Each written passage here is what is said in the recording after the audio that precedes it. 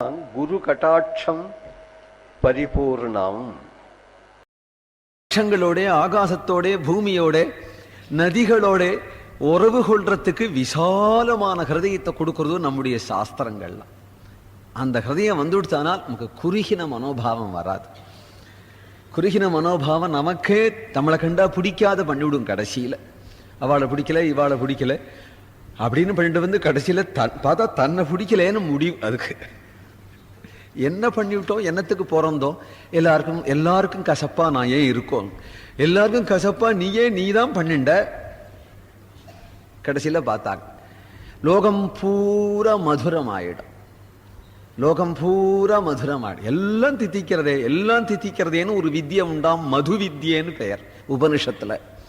எதுனால் எல்லாத்தையும் பிரம்மஸ்வரூபமா பார்த்துட்டேயானால், எது மதுவெல்லாம் விட மதுன்னு தெரிஞ்சுனுட்டேயானால், எல்லாத்தையும் விட மதுரமானது எதுன்னு தெரிஞ்சுட்டானால், அந்த வெள்ளை கட்டி போட்டா உப்பு கூட தித்திக்க ஆரம்பிச்சிடும். பாகற்காய் கறி கூட வெள்ளை கட்டி கொஞ்சம் போடுறது உண்டே, அதனாலே பாகற்காய் கறி கூட தித்திக்க ஆரம்பிச்சிடும். அதுபோல பிரபஞ்சமே தித்திக்க ஆரம்பிச்சிடும் பிரம்மஸ்வரூபத்தை பார்த்தோமானால்.